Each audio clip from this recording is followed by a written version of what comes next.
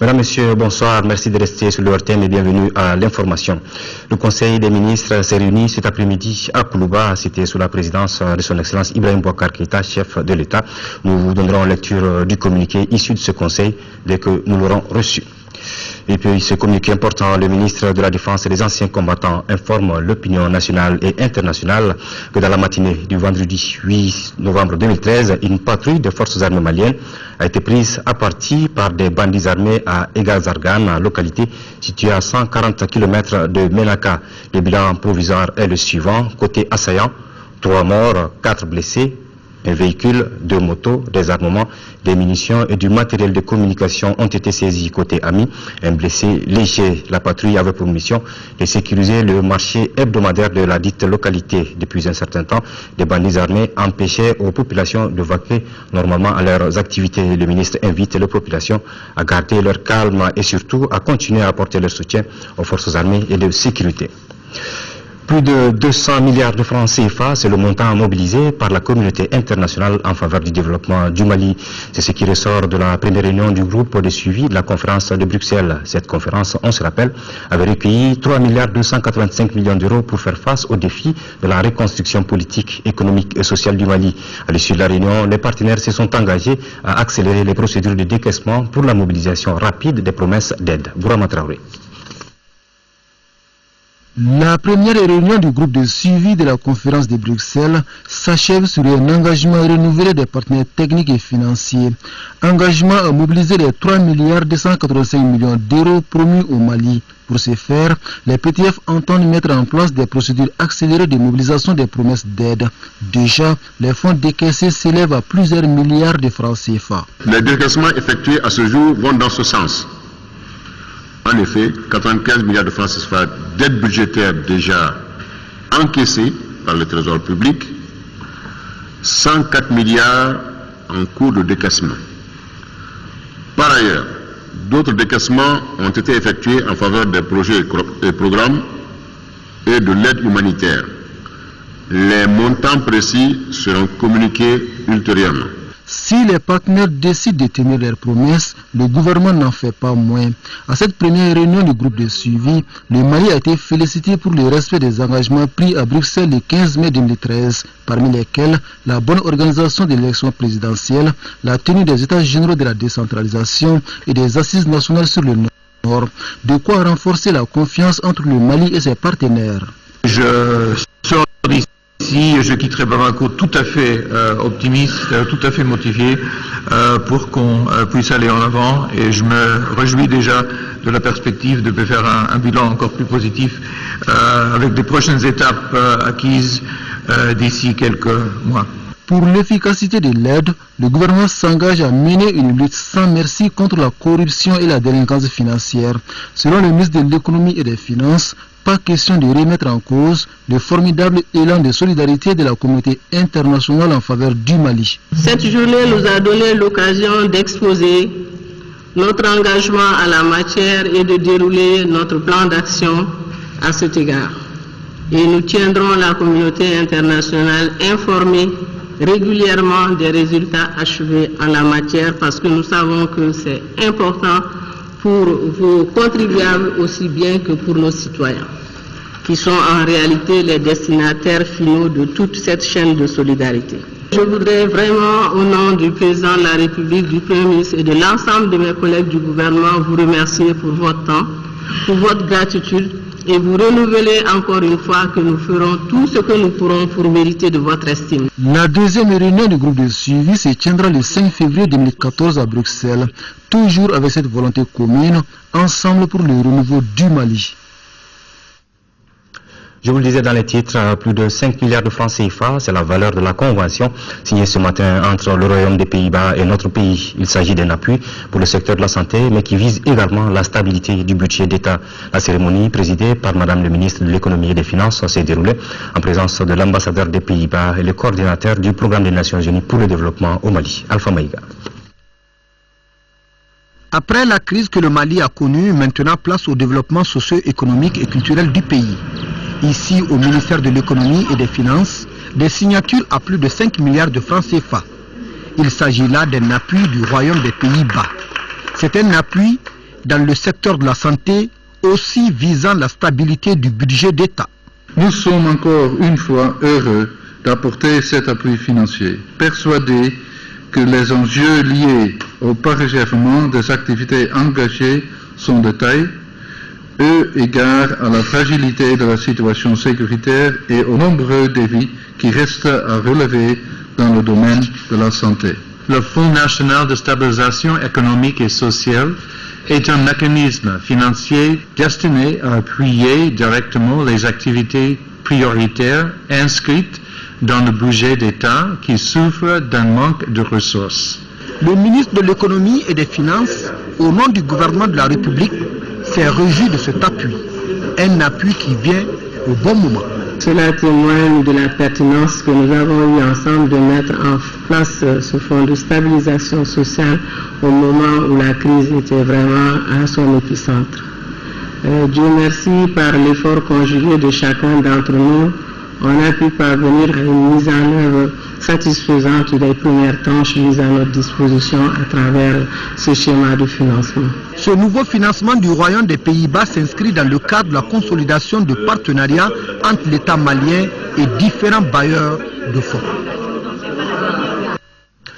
Les États-Unis d'Amérique et le programme des Nations Unies pour le développement ont signé ce matin au ministère de l'administration territoriale une convention. À travers cette signature, les États-Unis mettent à la disposition du projet d'appui au processus électoral au Mali 3 millions de dollars, soit 1,5 milliard de francs CFA. Le fonds est destiné à appuyer le Mali pour l'organisation et la tenue des élections législatives. Abdraman Maïga. Les États-Unis d'Amérique mettent à la cagnotte du projet d'appui au processus électoral la somme de 3 millions de dollars, soit 1,5 milliard de francs CFA.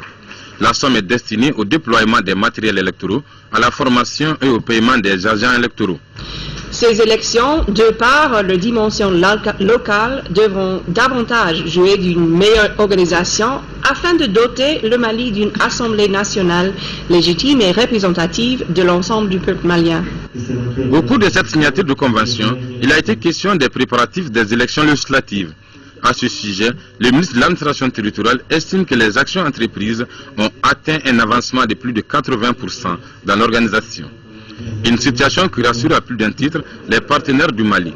Pour permettre aux populations d'accomplir leurs droits civiques le jour du vote, le soutien de la communauté internationale ne fera pas défaut. Les Nations Unies restent disposées à apporter toute l'assistance nécessaire à cet effet. Quels que soient les défis, ils ne restent pas insurmontables. Nous vous encourageons dans votre engagement constant et votre volonté d'organiser des élections crédibles, transparentes, apaisées et inclusives.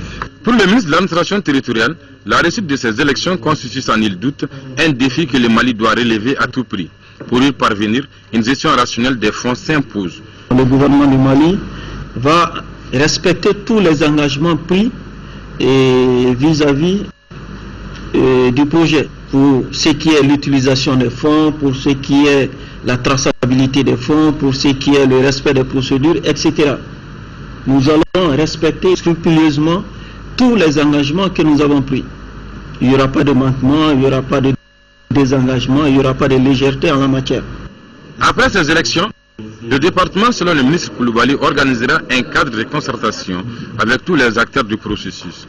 Cette retrouvaille permettra aux participants d'analyser les difficultés rencontrées et de faire des propositions pour mieux orienter les élections municipales.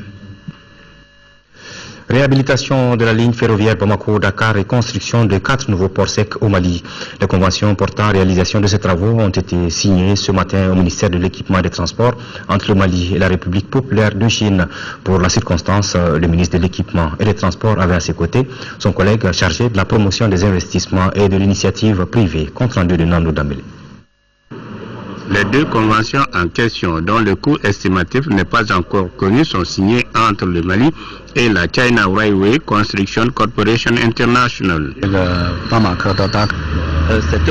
projet, c'est sur la réhabilitation de chemin de fer Bamako jusqu'à frontière. La longueur est à peu près 720 km. Et deuxième projet, c'est 4 ports secs. Après avoir signé les MOU, nous avons bientôt dépêché les équipes pour faire des études de faisabilité. portant sur la réhabilitation des 750 km de chemin de fer partant de Bamako à la frontière avec le Sénégal. Les conventions ainsi signées vont permettre à notre pays de se doter également de 4 nouveaux ports secs. Ces mémorandums d'entente portent sur la réhabilitation et la construction des rails Bamako-Dakar. Nous avons le métrique, nous allons le maintenir, le consolider. Et en plus, il y aura un deuxième tronçon à côté de ce tronçon qui sera fait à l'écartement standard. C'est ce mémorandum d'entente que vient de signer, le premier. Et le deuxième porte sur des ports secs. Un port sec à Narena, un port sec à Kaye, un port sec à Sikasso et un port sec à Gao, pour assurer l'approvisionnement du pays, la fluidité de l'approvisionnement du pays. La partie chinoise entend entamer les études techniques aussitôt pendant les 6 mois à venir. Les travaux prendront en compte les impacts environnementaux et sociaux. À présent, le contenu de ce communiqué avant de poursuivre cette édition. La direction régionale des routes du district informe les usagers de la route que dans le cadre des travaux d'entretien courant, le pont des Martyrs sera fermé à la circulation dans la nuit du samedi 9 au dimanche 10 à partir de 0 heure. La direction régionale des routes du district compte sur le civisme des uns et des autres pour le respect de cette mesure de restriction. La France, à travers l'Agence française de développement et le ministère des Maliens, le ministère des Affaires étrangères et de la coopération internationale, ont signé ce matin un avenant à la convention de financement d'un montant de 5,2 milliards de francs CFA. Cette subvention est destinée au financement partiel de la 3e phase du programme d'investissement pour le secteur de l'éducation PIS 3. Elle permettra de réhabiliter le lycée Bouyagui Fadiga et d'étendre la couverture nationale dans les cercles encore non dotés en établissement d'enseignement secondaire. La signature de cette convention s'est déroulée au lycée Bouyagui Fadiga en présence du ministre de l'Éducation nationale, de celui des Affaires étrangères et de la coopération internationale et l'ambassadeur de France au Mali. Reportage de Agibou Koulibaly. Cette signature de convention par l'ambassadeur de France au Mali et le ministre des Affaires étrangères de la coopération internationale revêt une signification particulière. Elle marque la reprise de la coopération entre les deux pays dans le secteur de l'éducation. Cette enveloppe prévoit la construction et l'équipement de 4 lycées dans les cercles de Baroueli et Tomignan, ça c'est dans la région de Ségou, Djenné et Gourmararousse, dans la région de Tombouctou. La capacité des lycées de Tomignan, Baroueli et Djenné est de 12 classes, celle de Gourmararousse étant de 6 classes. Le lycée Bouyagui Fadiga, qui a accueilli l'événement, bénéficie dans le cadre de cette convention la réhabilitation complète des bâtiments. Le lycée Bouyagui est un vieux lycée, il a subi des incendies et le matériel est vétuste, donc la réhabilitation est la bienvenue. Donc cette signature d'accord nous sied vraiment. Pour les autorités maliennes, ce concours de la France permettra de développer l'enseignement secondaire général. La présente cérémonie de signature, qui est co-présidée avec le ministre de l'Éducation, porte sur la signature de l'avenant relatif au financement pour la réalisation de la 3e phase du programme d'investissement du secteur de l'éducation PIR 3. Par cet avenant, l'Agence française de développement accorde une subvention de 8 millions d'euros, soit 5 milliards 247 656 000 francs CFA au gouvernement du Mali. Je voudrais exprimer notre profonde gratitude au peuple et au gouvernement de la France pour leur constante disponibilité à accompagner le Mali dans ses efforts sur tous les chantiers. Pour chacun des lycées bénéficiaires, le projet prévoit la fourniture de tous les mobiliers, équipements et ouvrages nécessaires au bon fonctionnement des établissements. Le ministre du Travail et des Affaires sociales et humanitaires a rencontré ce matin les représentants des organisations syndicales. Ensemble, les deux parties ont convenu de mettre l'accent sur le dialogue social. Mohamed Diarra. Franchise et courtoisie, c'est l'atmosphère dans laquelle s'est déroulée la rencontre entre le ministre du Travail et des Affaires sociales et humanitaires et les représentants des organisations syndicales. Les premiers mots du ministre sont ceux de remerciement à l'endroit des travailleurs qui ont, selon lui, contribué à écrire cette nouvelle page de l'histoire du Mali à travers les résultats des élections présidentielles. Une dynamique qui sera maintenue pour relever d'autres grands challenges. Et pour cela, l'exécutif a pour stratégie l'instauration du dialogue social entre le gouvernement et les organisations syndicales. Il joue un rôle essentiel dans la promotion du développement économique, de la paix, de la stabilité et du retour de la confiance entre les différents acteurs.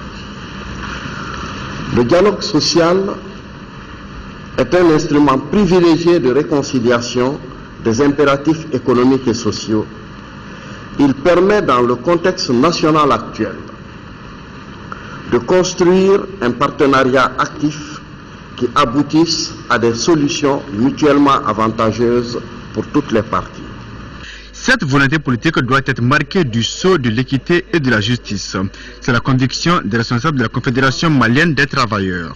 À la CMT, nous pensons que le multisyndicalisme est de nos jours incontournable. Aussi, l'objectif recherché par les organisations des travailleurs ne saurait se limiter seulement aux revendications et grèves, mais et surtout à la sensibilisation des militants par rapport à leurs droits et leurs devoirs. La CSTM salue l'idée de cette rencontre et l'engagement des autorités maliennes à poursuivre le dialogue. Toutefois, le secrétaire général exige des résultats. Il faut qu'on aille au-delà des mots. Le syndicalisme, c'est la recherche d'une justice sociale. Regardez la salle, nous voyons que ce sont les exclus du dialogue social qui sont aujourd'hui là en face du ministre. Ça ne peut pas continuer. Ensemble, les gouvernements ont pris assumé des responsabilités, ont pris des engagements. Il faut appliquer le minimum de justice sociale.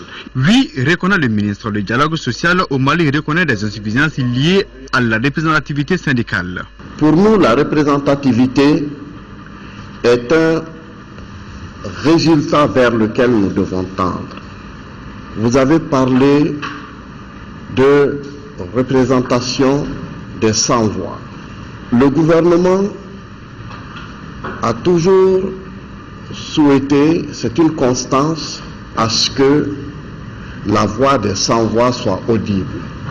En tout cas, chacune des parties s'est engagée à faire du dialogue un facteur de paix et de développement du Mali. Voilà, nous revenons ce soir sur la rentrée solennelle des cours et tribunaux qui avait pour thème le pouvoir et le contre-pouvoir. Cette rencontre solennelle a été marquée par des interventions qui ont éloquemment défini les contours et les rapports entre les pouvoirs et les contre-pouvoirs, l'apport de la presse, des partis politiques, entre autres. Mohamed Doumbia.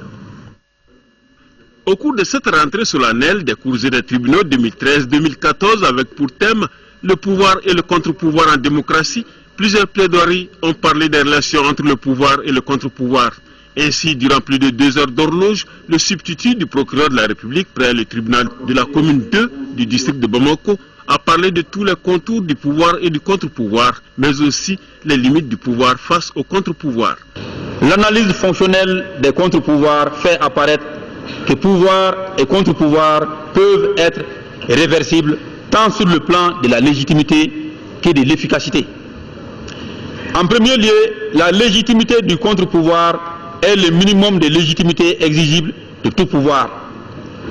Dans le cadre de cette logique de légitimité comparable, chaque pouvoir partage son champ avec le contre-pouvoir qui, à son tour, nécessite un endiguement par un autre contre-pouvoir.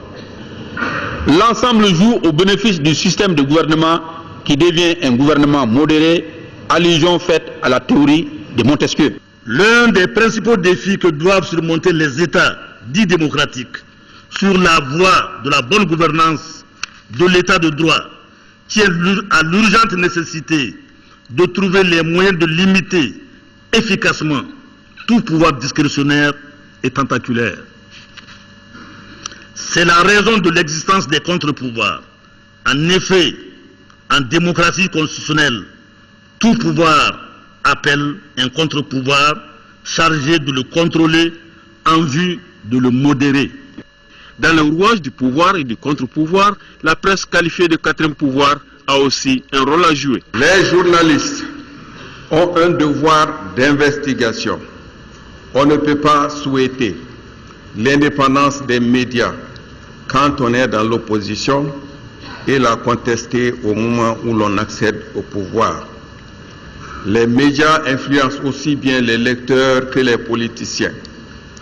Les politiciens gardent toujours un œil attentif sur les publications des journalistes, car celles-ci, positives ou négatives, peuvent leur permettre de connaître leurs points forts ou leurs faiblesses. Il s'agit de notre point de vue, de révisiter le fonctionnement de nos institutions, d'analyser notre conception du pouvoir, à travers notre vécu au quotidien de son exercice. Cela peut paraître paradoxal, tant les notions de pouvoir, de contre-pouvoir et de démocratie sont des notions universelles, incarnant des valeurs censées être partagées par tous. Dans son discours, le président de la République, Ibrahim Boubacar Keïta, a rappelé le contenu des différentes interventions qu'il a qualifiées de brillantes. Au-delà des définitions, les différents intervenants ont établi l'importance et l'utilité des contre-pouvoirs face au pouvoir dans un régime démocratique. Tous reconnaissent la nécessaire interrelation du pouvoir et des contre-pouvoirs en démocratie. Il est constant que tout système politique démocratique non régulé porte en lui-même les germes de son dysfonctionnement, voire de sa propre destruction. De même, l'on retient de la théorie classique de la séparation des pouvoirs le nécessaire équilibre entre les pouvoirs qui permet d'éviter qu'une seule autorité ne parvienne à concentrer tous les pouvoirs entre ses mains. Cette dernière attitude peut conduire à la confiscation des libertés fondamentales. À l'issue de cette rentrée solennelle des cours et des tribunaux, il est reconnu tout simplement que la démocratie reste un idéal pour notre société. Ouverture hier à Monaco, en France, de la 7e édition du Forum international Peace and Sport. Organisé par l'Organisation pour la paix par le sport, ce forum regroupe chaque année des champions de différentes disciplines sportives à travers le monde avec comme objectif de contribuer à l'éducation d'un monde de paix par le biais du sport. Madame Keïta Aminata Maïga, épouse du président de la République, est l'invitée d'honneur de cette 7e édition, aux côtés du prince Albert II de Monaco et du président de la République de Trinidad et Tobago. La cérémonie d'ouverture a eu lieu mercredi au Monaco Opéra Garnier. Madame Keïta Aminata Maïga est accompagnée par le ministre de la Jeunesse et des Sports, les représentants du Comité national olympique du Mali, des responsables de l'association Ntola Sarama, association qui est nominée pour le trophée Peace and Sport 2013. Madame Finkonate. C'est dans ce décor paradisiaque que l'Organisation pour la paix et le sport organise depuis 2007 un forum international présidé par le prince Albert II de Monaco. Plateforme neutre de rencontres, d'échanges et de dialogue, le forum Peace and Sport regroupe pour sa 7e édition plus de 100 nations. Le sport, facteur de cohésion et de paix dans le monde, faire des sportifs des ambassadeurs pour la paix et le développement, c'est l'ambition de Peace and Sport. L'événement regroupe des sommités du monde du sport pour une seule et même ambition. Utiliser le sport pour créer le dialogue, pour établir des liens entre les individus et les communautés divisées et bâtir une paix durable qui soit porteuse de valeurs. Le sport est le moyen, la paix est l'objectif. En invitant la première dame du Mali, l'Organisation pour la paix par le sport témoigne ainsi sa solidarité avec le peuple du Mali meurtri par les événements qui le secouent en ce moment. C'est ainsi une occasion de sensibiliser davantage le monde sur la crise du Mali. La première dame du Mali a profité de cette tribune pour rendre hommage aux jeunes de Gao qui ont bravé les djihadistes au péril de leur vie pour revendiquer leurs droits au sport. Mon pays se remet d'une crise que la communauté internationale a fait sienne. Au nom de tous les participants maliens présents, du peuple du Mali, je voudrais saluer et remercier la communauté internationale. Je n'oublie pas non plus ces jeunes de Gao qui pour le sport ont osé braver les djihadistes sanguinaires. Sans paix et liberté, pas de développement durable. La paix par le sport. un concept qui continue de rassembler tous ceux qui aspirent à un monde meilleur, trouve son origine dans la trêve olympique. En effet, le sport outillé des valeurs olympiques amène l'être humain à se soucier de sa condition physique, à savourer la joie de l'effort, l'amitié, l'excellence, le don de soi, la convivialité. C'est pourquoi l'Académie nationale olympique du Mali a axé ses activités sur la formation, la diffusion de ces valeurs dans les écoles, aux enseignants, aux élèves et aux différentes couches sociales de notre pays. Elle veut créer une synergie entre tous les acteurs prêts à véhiculer ces valeurs qui rejoignent aussi les objectifs de l'éducation environnementale. Ce forum auquel nous participons pour la première fois nous donnera certainement l'occasion d'approfondir, d'échanger les connaissances, de créer des amitiés et de partir dans nos pays respectifs avec une belle moisson de solutions concrètes et d'engagement sur le long terme. Le prince Albert II de Monaco, hôte et parrain du forum, a loué les mérites du sport dans le rapprochement des peuples avant de recevoir ses hôtes à dîner. Le prince Albert II de Monaco a reçu en audience aujourd'hui l'épouse du président de la République, Keïta Aminata Maïga. Les deux personnalités ont échangé sur le rôle que le sport peut et doit jouer dans la pacification du monde. Elles ont également insisté sur le retour de la paix au Mali et ont réaffirmé leur détermination à contribuer au retour définitif de la paix dans notre pays. Madame Keïta Aminata Maïga a remis au prince Albert II de Monaco un tableau symbole de paix et de développement, et le prince Albert II de Monaco en retour a remis à la première dame du Mali un objet traditionnel de la principauté de Monaco. Les images de cette réception de la première dame du Mali par le prince Albert II de Monaco, audience qui s'est donc déroulée aujourd'hui.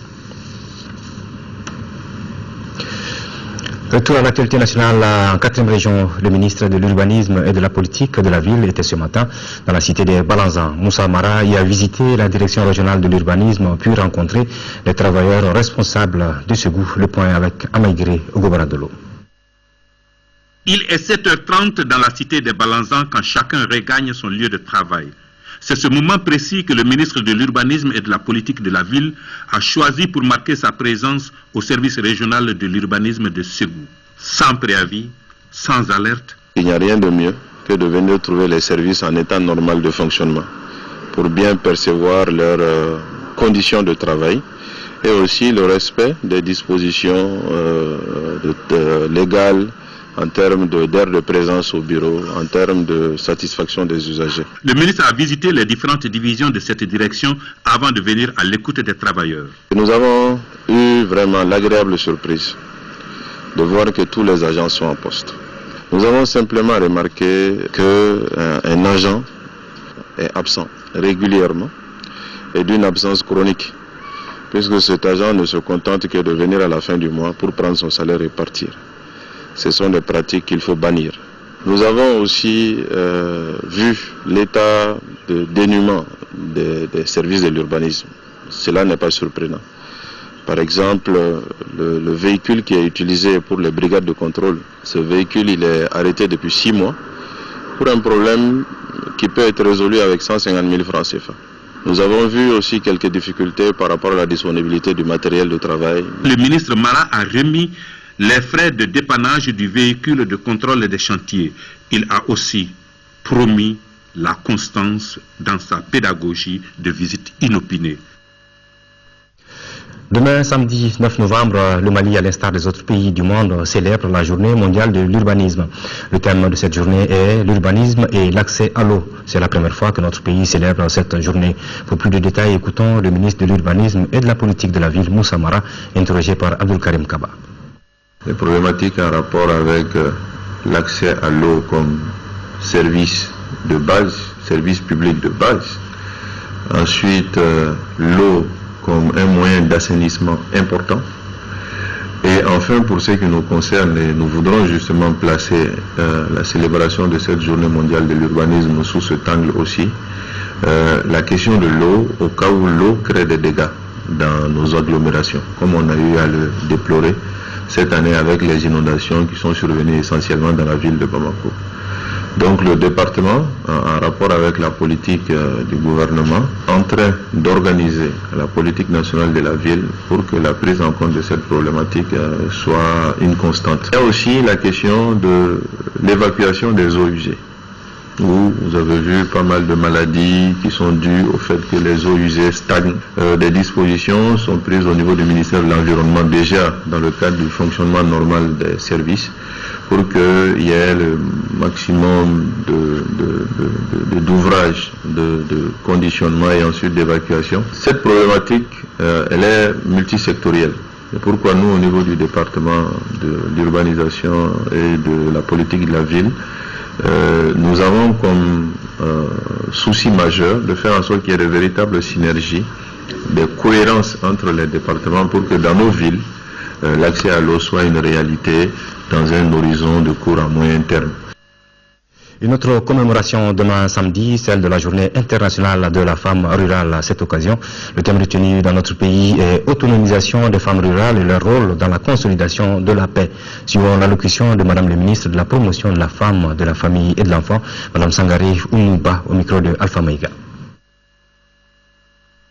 Compte tenu de toutes ces réalités et du contexte qui prévaut actuellement dans notre pays, le gouvernement de la République du Mali, à travers le ministère de la promotion de la femme, de la famille et de l'enfant et ses partenaires, a décidé de célébrer cette année la Journée internationale de la femme rurale sous le thème national « Autonomisation des femmes rurales et leur rôle dans la consolidation de la paix au Mali ».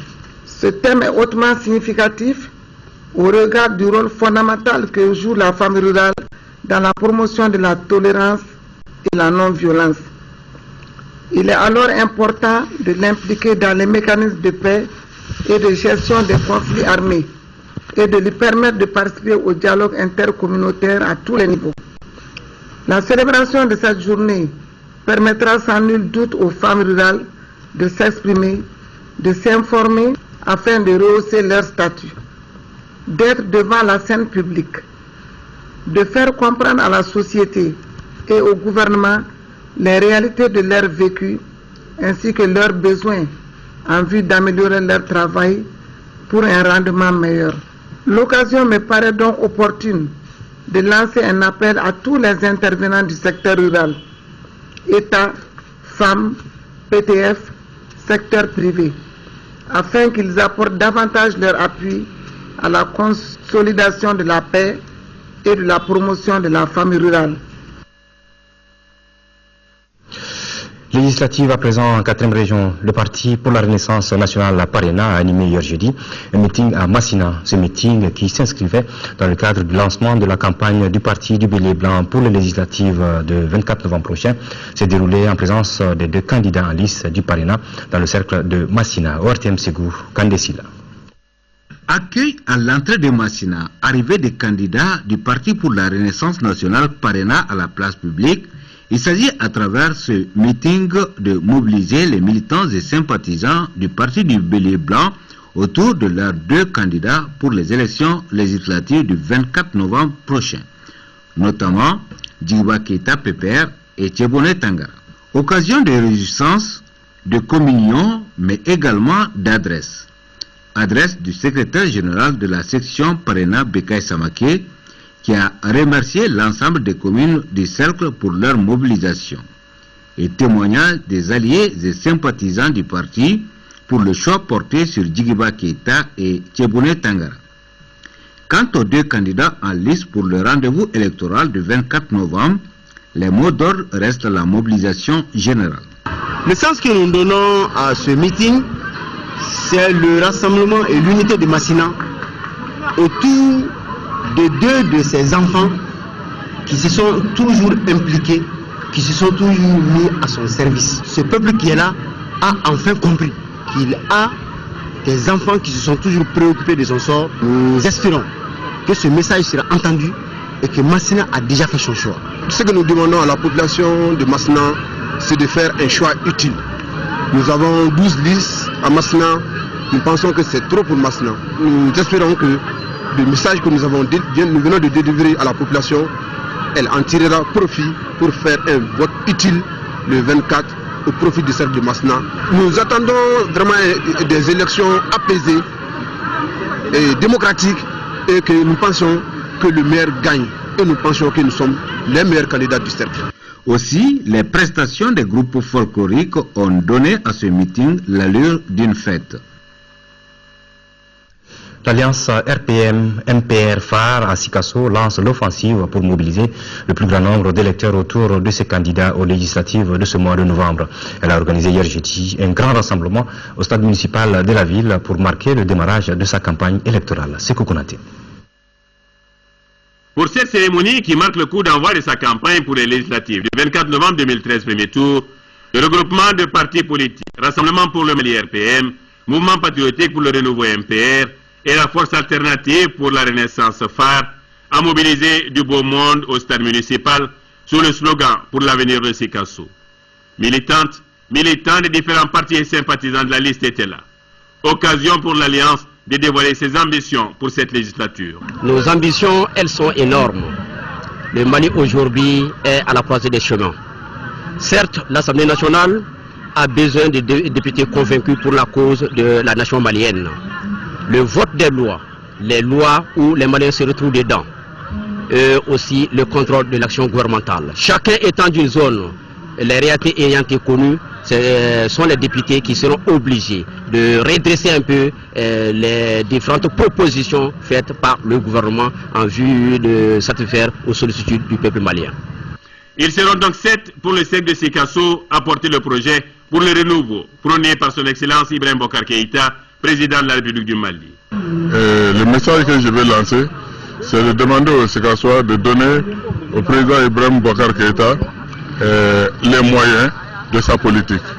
Bien entendu, il y a le RPM, c'est le parti du président, mais le président a un objectif, c'est le Mali d'abord. Je vais demander au Sikassois encore une fois de dépasser les petites contradictions internes et de voter pour la liste qui représente l'intérêt de Sikasso par rapport à l'enjeu. De nombreux messages des artistes, des jeunes et des femmes pour un vote utile ont été enregistrés. Des bénédictions pour le Mali ont mis fin à la cérémonie. Pendant la présence ces communiqués relatifs aux législatives, le ministre de l'administration territoriale invite les mandataires des partis politiques, groupements de partis et des candidats indépendants à retirer à la direction générale de l'administration du territoire les spécimens du bulletin de vote à l'occasion de l'élection des députés à l'Assemblée nationale. Le ministre s'est compté sur la bonne compréhension de tous. Et puis, dans le cadre de l'organisation de la campagne médiatique de l'élection législative du 24 novembre prochain, le président du comité national de l'égal accès aux médias d'État invite les candidats dont les noms suivent à se présenter au siège de l'organe le samedi 9, demain samedi donc 9 novembre 2013 pour l'enregistrement de leur message de campagne. 9h RJP, 9h20 URP, 9h40 Indépendant Mouvement Patriotique Caïsien, 10h PE, 10h20 Myria, 10h40 Parena, 11h RDR, 11h20 Indépendant AK Sidibé, 11h40 Ramat, 12h ADECAM, 12h20 Indépendant Nouveau Soleil, 12h40 CPM, 13h RTD, 13h20 Habala Ag Amzata, 13h40 RJS et 14h Indépendant Sigida Yirwa. Juste après donc ce journal, vous pourrez suivre les messages de campagne des candidats indépendants Faba Tchere, indépendant Signé Sidi Gumbu, indépendant IBF, UPPR, UFD, PCR, PSP, PDS, UMPC, MADI, SIRA, CODEM et PITS. Pour sa première visite de terrain, le commandant du théâtre de l'opération Maliba a séjourné pendant 48 heures à Mopti. Le colonel-major Abdoulaye Coulibaly a rencontré l'administration, les élus locaux, les chefs coutumiers, l'aménagement et les officiers de la 6e région militaire du Mali. Les entretiens ont porté surtout sur le renforcement des mesures de sécurité. Envoyé spécial à Mopti, Drissa Kone. Une grande partie de la région de Mopti était occupée par les bandits armés. C'est pourquoi la 6e région militaire qui couvre la région de Mopti fait partie du théâtre des opérations. Contrairement aux 3 autres régions, Tombouctou, Gao et Kidal, la région de Mopti est en passe d'être stabilisée. Seulement, la zone de Yuarou abrite encore quelques nids de bandits armés. Quand nous voyons un peu les secteurs qui sont concernés par le théâtre Maliba, nous avons Yuarou, la zone de Douanza. Le souci qu'on a surtout, c'est dans le Mema, c'est-à-dire la zone de Yuarou, où des bandits armés se font signaler très souvent. Par rapport à cette situation, nous avons fait basculer notre force qui était au niveau de Yuarou pour prendre quartier à Gatilemou en vue de faire face à cette situation. Les gens circulent librement, les gens vont là où ils viennent, les quelques inquiétudes qui existaient, ça a disparu parce que on a senti les actions de l'armée, même aux alentours de Douanza. Le colonel-major Koulibaly a eu une longue séance de travail avec les officiers de la région. Objectif, discuter de tous les problèmes afférents aux forces engagées sur le théâtre et les dispositions à prendre pour sécuriser davantage les personnes et leurs biens. Ce peuple attend de nous qu'on les sécurise. Ce peuple attend de nous une sécurité entière pouvant les permettre de vaguer normalement à leurs occupations. Auparavant, le Comforce s'était entretenu avec l'administration, les élus locaux, les forces de la MINUSMA et du Serval, ainsi que les leaders coutumiers des Mopti. Les activités ont pris fin par des hommages rendus aux soldats tombés sur le champ de l'honneur.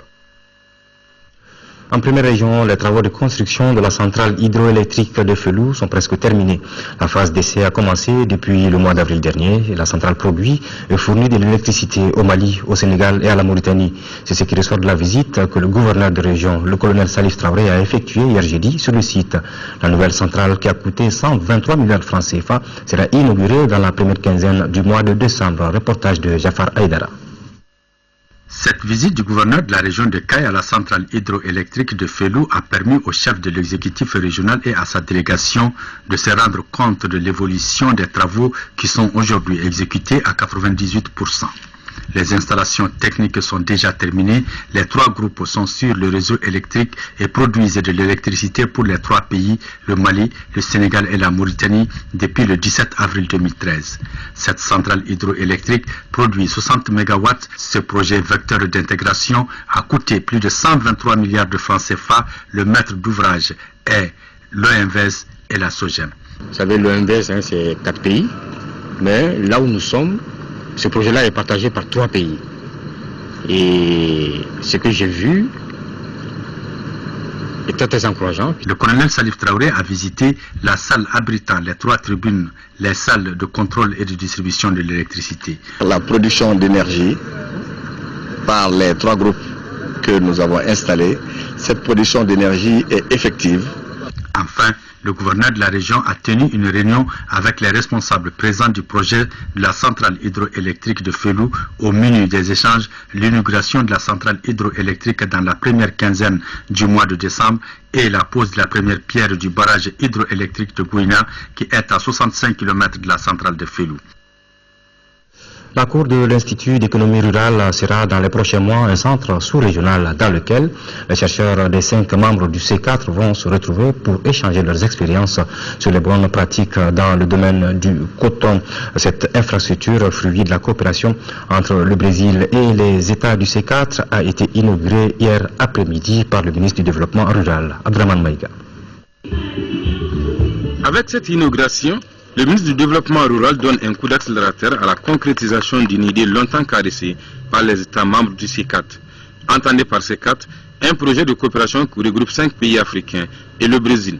L'enjeu de taille pour ces pays qui ambitionnent travailler ensemble et faire du secteur cotonnier le moteur de la croissance économique. Le but de notre coopération émanant du gouvernement brésilien est de veiller à l'augmentation de la qualité de vie du peuple à travers l'élévation de revenus tout en garantissant la sécurité alimentaire. Ce nouveau-né issu de cette coopération se veut un lieu de recherche, d'expérimentation et de diffusion de bonnes pratiques en matière d'amélioration de la qualité du coton. En plus de cela, ce projet qui regroupe le Mali, le Sénégal, le Tchad, le Togo, le Bénin, le Burkina Faso et le Brésil veut aussi améliorer la fertilité du sol tout en offrant des possibilités aux techniciens africains d'échanger leur expérience dans ce domaine. Cette décision politique et cette volonté des peuples des pays concernés de se mettre ensemble, de regarder dans la même direction et donc de rendre possible une coopération sud-sud. Je pense que cela est exemplaire et je remercie tous ceux qui ont pris cette décision et qui ont rendu possible cette coopération. Ce centre, en plus de sa vocation principale, permettra également à notre pays de répondre avec efficacité à une de ses vocations actuelles, celle d'être un pôle d'attraction sous-régional en matière de recherche et de vulgarisation des résultats de la prospection. Forces armées tchadiennes en intervention au Mali, Fatim, c'est le nom de la future maison de notariat du Mali. Le lancement des travaux de construction de la maison a eu lieu hier à Amdalaï, à CU2000, au futur siège des notaires du Mali. La cérémonie de lancement était présidée par le ministre de la Justice en présence du président de la Cour suprême. Une cérémonie qui s'est également déroulée en présence du président de l'Ordre des notaires du Tchad, Adama Kodjo. Ce coup de trouelle marque le lancement des travaux de construction de la maison du notariat du Mali. L'infrastructure qui sera là dans 8 mois sera composée d'un bâtiment principal avec une dizaine de bureaux, une salle de réunion de 80 places, des salles d'attente et d'accueil, un secrétariat général et des annexes. Un investissement de 300 millions de francs CFA de la Chambre des notaires du Mali. La famille notariale, à travers cet immeuble, s'inscrit donc résolument dans la modernisation du métier de notaire. Grâce à ces locaux modernes, elle pourra répondre efficacement aux attentes dans la sécurisation et la préservation des investissements, tant des professionnels que des particuliers. Tout un symbole, l'édifice qui sera bâti sur une superficie de 930 mètres carrés à Amdalaï ACI 2000 va porter le nom des forces armées tchadiennes en intervention au Mali, Fatim.